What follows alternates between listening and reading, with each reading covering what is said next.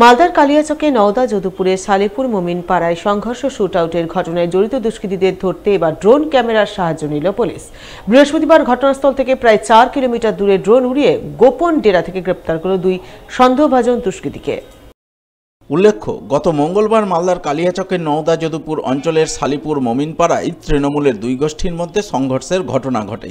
স্থানীয় তৃণমূল নেতা জাকির শেখ এবং বকুল শেখের গোষ্ঠীর মধ্যে সংঘর্ষের জেরে শুটআউটের ঘটনাও ঘটে বলে খবর।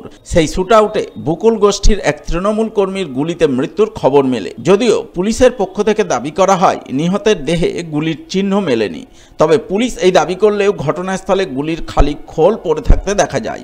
এছাড়াও এই সংঘর্ষের ঘটনায় তৃণমূলের অঞ্চল সভাপতি বকুল শেখ এবং তার ভাই তথা প্রাক্তন অঞ্চল প্রধান এসারউদ্দিন শেখ গুরুতর আহত হন। দুষ্কৃতীরা তাদের মাথায় ইট দিয়ে নির্মমভাবে আঘাত করে বলে খবর। এই ঘটনার তদন্তে নেমে বুধবার পুলিশ একজনকে গ্রেপ্তার করে, তবে মূল অভিযুক্ত জাকির শেখ এখনও পলাতক রয়েছে। তাকে সহ অন্যান্য দুষ্কৃতীদের ধরতে বুধবার পুলিশের পক্ষ থেকে স্নিফার ডগ নামানো হয়। স্নিফার ডগ দিয়ে ঘটনাস্থল সহ আশপাশের এলাকায় তন্ন করে তল্লাশি অভিযান চালানো হয়। প্রশিক্ষিত পুলিশ কুকুর ঘটনাস্থল থেকে গন্ধ শুঁকতে শুঁকতে প্রায় ৪ কিলোমিটার দূরে জালালপুরের বালুয়াচড়া এলাকায় গিয়ে থেমে যায়। তারপর পুলিশ কুকুর আর দুষ্কৃতীদের কোনো ঘ্রাণ পায়নি বলে খবর। তাই পলাতক দুষ্কৃতীরা জালালপুরের বালুয়াচড়া এলাকার দিগন্ত বিস্তৃত মাঠেই আত্মগোপন করে কোনো ডেরাই রয়েছে বলে পুলিশ অনুমান করে।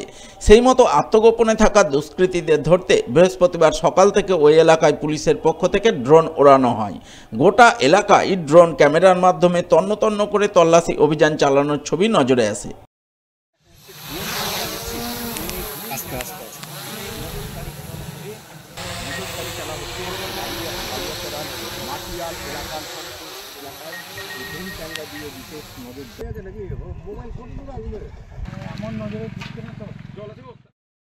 এদিকে বালুয়াচড়া মাঠে দীর্ঘক্ষণ ধরে ড্রোন ওড়ানোর পর পুলিশ ২ সন্দেহভাজনকে পাকড়াও করে।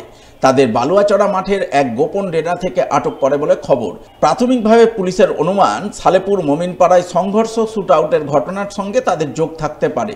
তাই পুলিশ তাদের আটক করে এদিন কালিয়াচক থানায় নিয়ে যায় বলে খবর।